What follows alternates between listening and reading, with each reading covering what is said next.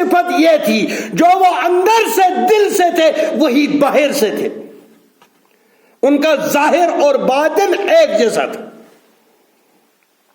وہ جھوٹ نہیں بولتے تھے۔ اتنی خرابیاں تھی عرب کے لوگوں میں لیکن جھوٹ ہوا کبھی نہیں بولتے تھے۔ ابو سفیان جب بادشاہ ہرقل نے اس سے نبی کریم صلی اللہ علیہ وسلم کے بارے میں پوچھا، ابو سفیان اس وقت مسلمان نہیں تھا لیکن اس نے جھوٹ نہیں بولا، شاہ روم کے سامنے کھڑا ہو کر نبی کریم صلی اللہ علیہ وسلم کے بارے میں پوچھتا گیا بادشاہ، لیکن اس نے بولا میں نے کوشش کی تھی لیکن میں نے سوچا یہ ذلت ہے ہمارے لیے اگر میں جھوٹ بولوں۔ جو وہ پوچھتا گیا اس کا جواب دیتا گیا۔ عرب کے مشرک جھوٹ نہیں بولتے، آج کا مسلمان جھوٹ بول رہا، یہ افسوس کا مقام نہیں تو اور کیا۔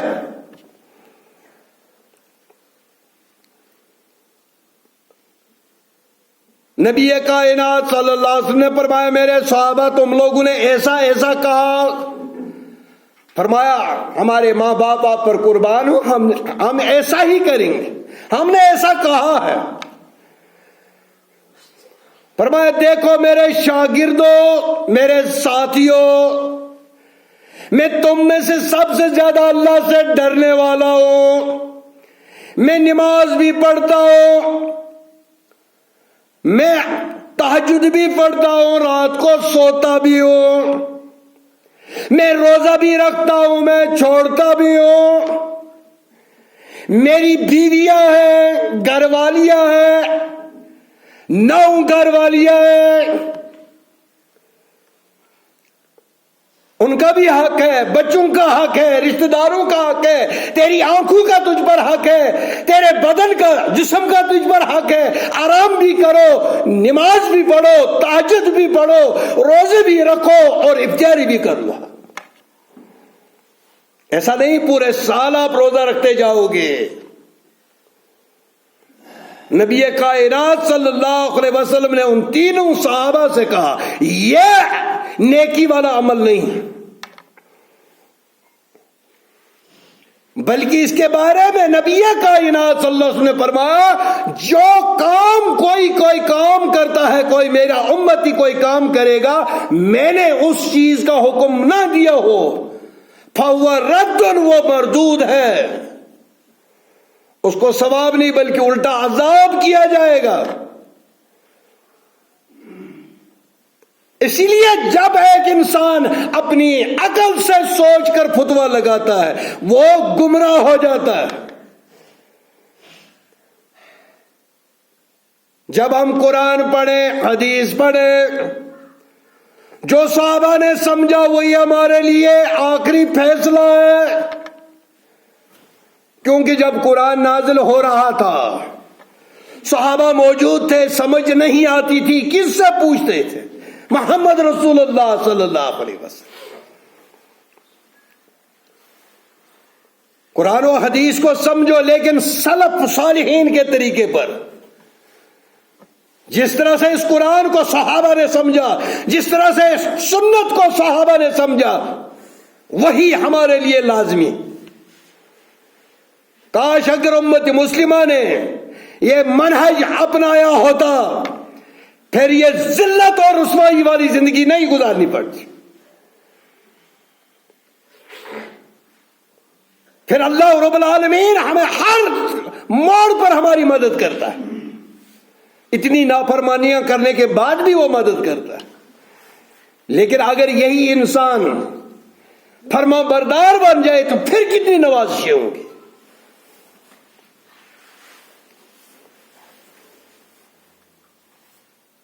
تو تینوں صحابہ کے اس عمل کو روک دیا، بولا نہیں یہ عمل نہیں،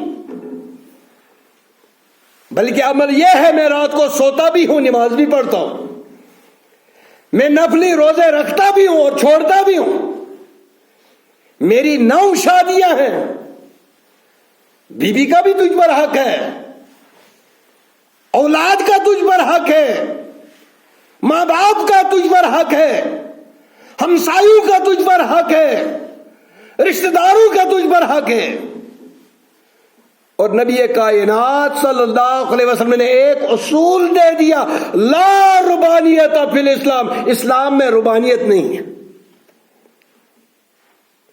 صوفی بن جاؤ، پھر غار میں چھپ جاؤ، جنگل میں چلے جاؤ، تسبیحاں پھیرتے رہو، رشتہ داروں سے الگ تھلگ ہو جاؤ، یہ اسلام میں نہیں ہے، یہ اسلام نہیں۔ اس اسلام پر عمل کیا جائے گا اس معاشرے میں رہتے ہوئے۔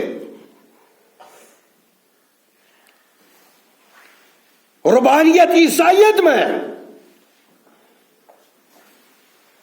اسلام کے نام پر صوفیزم کا درس دیا جاتا ہے۔ جو تصوف صحابہ نے ہمیں دیا ہے اس کو ہم اپنے سر پر مانتے، ہماری آنکھوں پر، لیکن باطل تصوف کا ہم انکار کرتے۔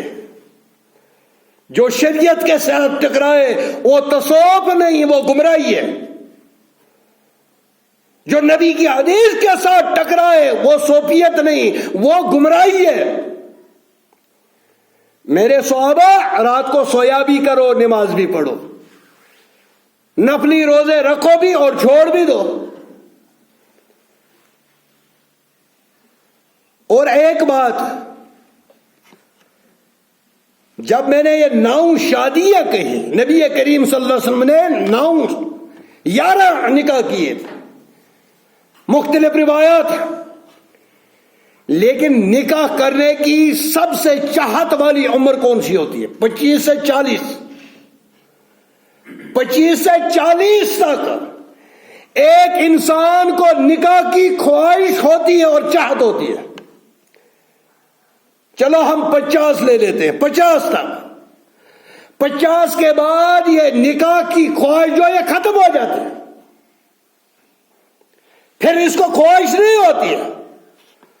اور جب سیرت طیبہ کو دیکھو گے، جو بھی نکاح ہوئے 53 سال کے بعد، جو چاہت والی عمر تھی جس میں نبی کو چاہت ہوتی، ایک ہی نکاح حضرت خدیجۃ الکبریٰ رضی اللہ تعالی عنہا جو 42 یا 45 سال کی بیوہ عورت سے ہوا۔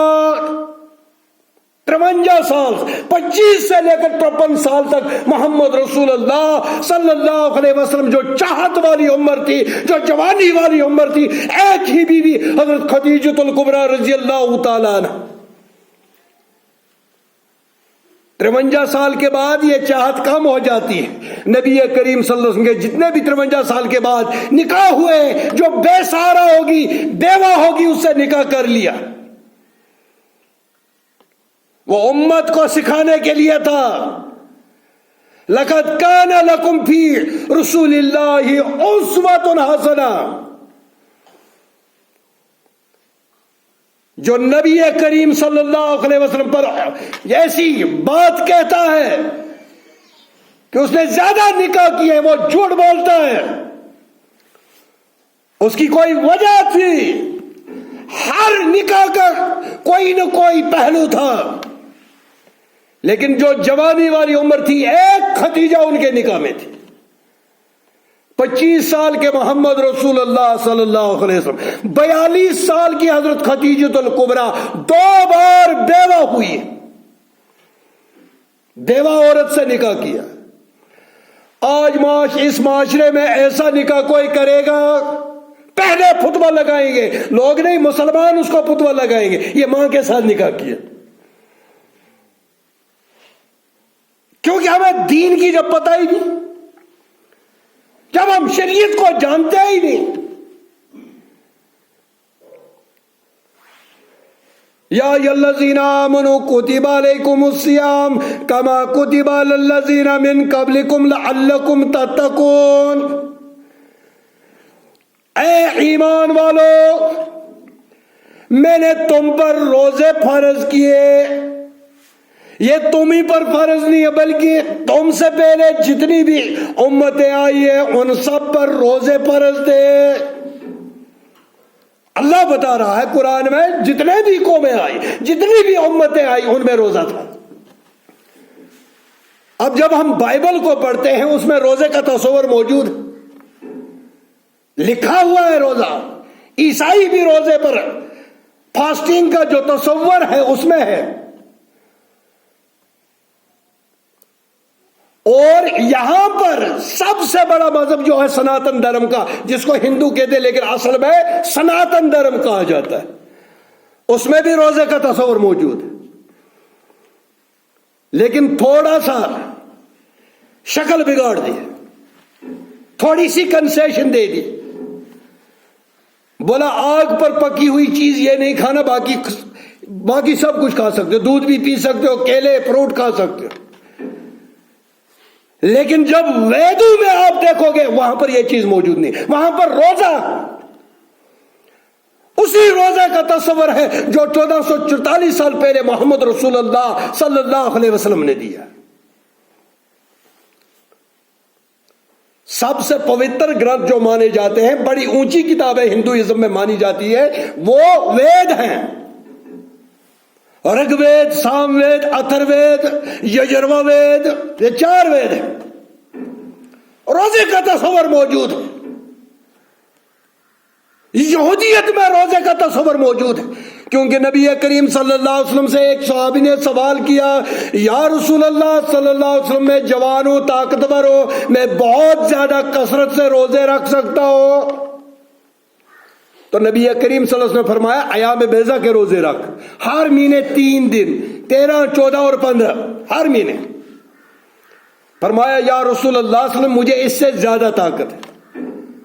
کچھ روایتوں میں آیا ہے کہ 2 دن چھوڑ کر 1 دن رکھ، یعنی مہینے کے 10. اس نے کہا مجھے اس سے بھی زیادہ طاقت ہے. تو نبی کائنات صلی اللہ علیہ وسلم نے فرمایا پھر 1 دن روزہ رکھ، 1 دن چھوڑ دے، کیونکہ یہ صوم داؤدی ہے، حضرت داؤد علیہ السلام کا روزہ ہے. حضرت داؤد علیہ السلام 1 دن روزہ رکھتے تھے، 1 دن چھوڑ دیتے تھے. پر پھر افضل روزہ ہے یہ رکھ لے. صحابی نے پھر سوال کر دیا مجھے اس سے زیادہ طاقت ہے. فرمایا اس سے افضل کوئی روزہ نہیں. اگر پورے سال روزہ رکھے گا کوئی، اس کو عادت بن جائے گی.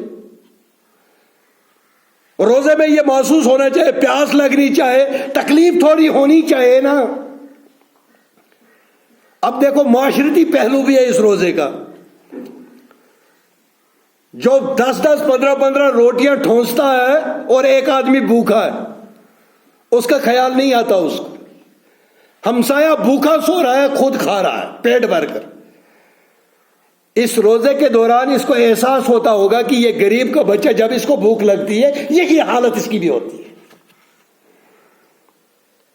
یہ معاشرتی پہلو ہے روزے کا. اور اس کا میڈیسن پہلو بھی ہے، سائنسی پہلو. ایک بہت بڑا محقق ڈاکٹر ہے، اس نے کہا کہ ایک آدمی کو سال میں کم سے کم 26 سے 28 دن تک پورا بھوکا رہنا چاہیے.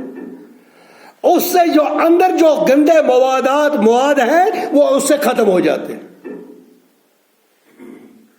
وہ تو روزہ ہی ہے نا. نہ پانی پینا، نہ حقہ بھی. آدھے بولتے نہیں نسوار کھانے سے روزہ نہیں جاتا.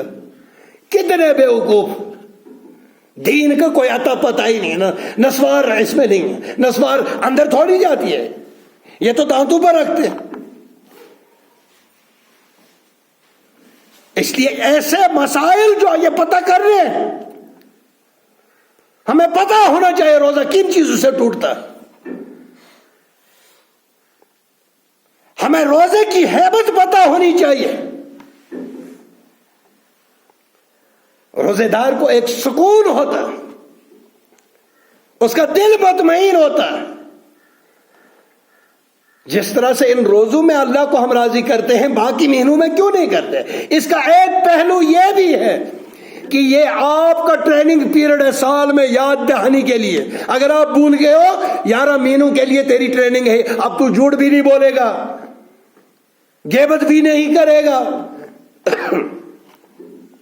اب دیکھ لیجئے، روٹی حلال ہے نا، لیکن صبح سے لے کر شام تک یہ حرام ہو جاتی. حلال چیز حرام نہیں کھا سکتا. روزہ تو اسی کا نام ہے. صبح طلوع فجر سے لے کر غروب آفتاب تک حلال چیزوں سے بچنا، حرام سے تو بچنا ہی بچنا. جو آپ کے لیے حلال چیزیں ہیں ان سے بھی رکنا. پانی کا ایک ڈراپ چلا گیا تیرا روزہ چلا گیا. نسوار تو دن بھر کھاتا رہے گا تو پھر تیرا روزہ رہا. کون سا روزہ؟ کیونکہ نبی کائنات صلی اللہ علیہ وسلم نے فرمایا اگر ایک روزہ دار نے جھوٹ بولنا، چگلی کرنا، غیبت کرنا نہیں چھوڑا اور اپنی زبان پر کنٹرول نہیں کیا، وہ تو ہو گیا صرف بھوکا رہنا. جس طرح ڈنگر کو باندھ کر رکھتے، نہ پانی دو اس کو نہ گھاس ڈالو، وہ بھی پھر روزے دار. اس روزے دار اور اس روزے دار میں کوئی فرق نہیں. اگر آپ کو کوئی گالی دے، نبی کریم صلی اللہ علیہ وسلم نے تعلیم دی، اگر روزے دار کوئی گالی دیتا ہے اس سے آگے سے جواب دو میں روزے سے ہوں، اتنا کافی. میرے بھائی میں روزے سے ہوں، مجھے میرے رب نے منع کیا، مجھے میرے نبی نے تعلیم دی ہے اس روزے کے دوران فواحشات سے بچنا، گندی باتیں کرنے سے بچنا، حرام خوری سے بچنا، گالی دینے سے بچنا، حرام خوری سے بچنا، حرام کھانے سے بچنا، رشوت سے بچنا. ادھر سے رشوت بھی لیتا ہوں، ملازم ہو روزہ رکھا ہے، خود ہاتھ سے نہیں لے تو بولے یہ جیب میں ڈال دے، میرے جیب میں ڈال دے.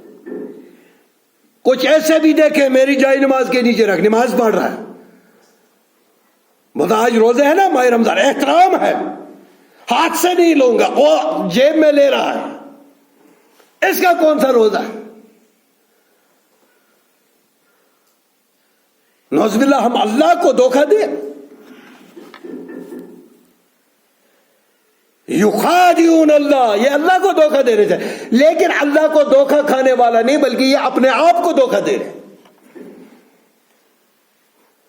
اللہ رب العالمین جانتا ہے، ہمارے دل کے ارادوں کو جانتا ہے. کوئی کتنا بھی بڑا عالم ہو، میرے دل کے ارادے کا اس کو پتہ نہیں ہوگا. عابد ہو، متقی ہو، پرہیزگار ہو، جو میں دل میں سوچوں گا وہ نہیں بتا سکتا ہے، لیکن اللہ رب العالمین جو میرے دل میں ارادہ ہے وہ بھی جانتا ہے. جو میں آج کے بعد 10 سال کے بعد کروں گا وہ بھی جانتا ہے.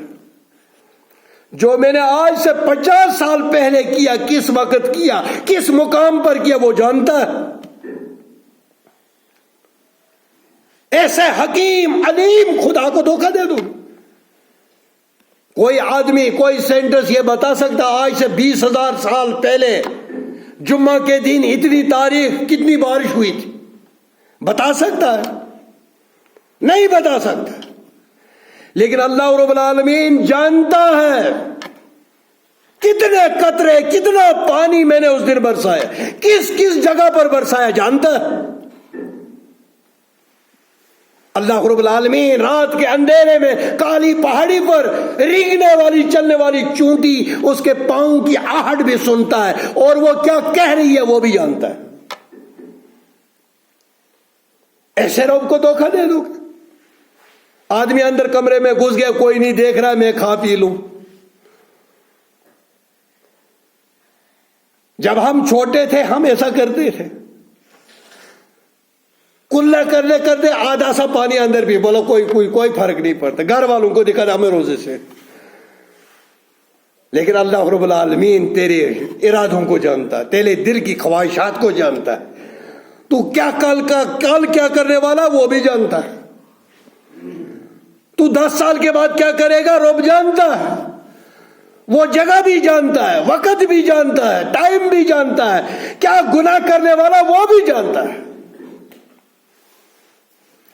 یا ایھا الذین آمنوا کتب علیکم الصیام کما کتب علی الذین من قبلکم لعلکم تتقون. اے ایمان والو میں نے تم پر روزے فرض کیے، تمہیں پر نہیں، اسی طرح سے جس طرح سے تم سے پہلے جو امتیں قومیں گزری ہیں ان پر بھی فرض کیے گئے تھے. یہ تمہیں ہی کوئی چٹی، نعوذ باللہ من ذالک، یہ آپ کو ہی نہیں ہے، روزے رکھ رہے، بلکہ آپ سے پہلے جتنے بھی گزرے ہیں، کتنی امتیں گزری ہیں، ان کو بھی روزے تھے، لیکن ان شریعتوں کے اندر تعریف ہوئی، مکسچر ہوا، قلم زنی ہوئی۔ اب فائنل شریعت جو اللہ رب العالمین نے بذریعہ محمد رسول اللہ صلی اللہ علیہ وسلم بھیجی، اس میں روزے فرض کر دیے گئے، اسی طرح جس طرح سے پچھلی قوموں پر فرض تھے۔ لعلکم تتقون، اس کا مقصد یہ ہے کہ تاکہ تم تقوی گزار بن جاؤ، رب سے ڈرنے والے ہو جاؤ، تاکہ تمہارا دل جو اللہ سے ڈر جائے، تم غلطیاں نہ کرو، اللہ سے ڈرو، تقوی اختیار کر لو، دلوں کے اندر اللہ کا خوف پیدا کر لو۔ جس اللہ نے تمہیں ابتدا سے پیدا کیا، جو اللہ تمہاری انتہا کو بھی جانتا ہے، اس اللہ کی عبادت کرو، ایک اللہ کی عبادت کرو۔ اور عام طور پر اسلام پر اس لیے انگلیاں اٹھائی جاتی، اس لیے اٹھائی جاتی ہیں کہ یہ بھائی فساد برپا کرنے والے۔ اللہ رب العالمین نے قرآن میں بار بار اس آدمی کو سب سے بدترین آدمی کہا جو زمین پر فساد اٹھاتا ہے۔ اللہ تو امن سے رہنا سکھاتا ہے۔ اللہ رب العالمین نے کہیں بھی پورا قرآن اٹھا کر دیکھ لو، جس نے بھی فساد اٹھایا اس کی مذمت کی ہے قرآن۔ نبی کائنات صلی اللہ علیہ وسلم نے مذمت کی ہے۔ اللہ رب العالمین کو فساد اٹھانے والے پسند نہیں، واللہ یحب المفسدین، اللہ فساد کرنے والوں کو پسند نہیں کرتا۔ اللہ اس کو پسند کرتا ہے جو اللہ کا فرما بردار ہو، اللہ اس کو پسند کرتا ہے جو دنیا میں امن پھیلاتا۔ اور یہ یاد رکھنا، جتنا مسلمان اپنے دین پر قتل ہوگا اتنا اس سے لوگ محفوظ رہیں گے۔ غلطیاں وہ کرتا ہے جو انجان ہوتا ہے، انٹرینڈ ہوتا ہے، وہ غلطیاں کرتا ہے۔ اگر اس کو یہ عقیدہ ہو کہ مجھے کل اس ایک ایک پائی کا حساب دینا، وہ غلطیاں نہیں کرے گا۔ اور جو پکا مسلمان ہوگا وہ کسی کو تکلیف پہنچا ہی نہیں سکتا۔ جب بھی تکلیفیں پہنچتی ہیں، جب بھی فساد برپا ہوتے ہیں، یہ کچے مسلمان جو ہوتے ہیں ان کی وجہ سے فساد برپا ہو جاتے ہیں۔ کیونکہ اللہ نے فرمایا اللہ سے ڈرنے والے بے شک علماء ہیں، جو عالم علماء کے کنٹیکٹ میں رہی ہے،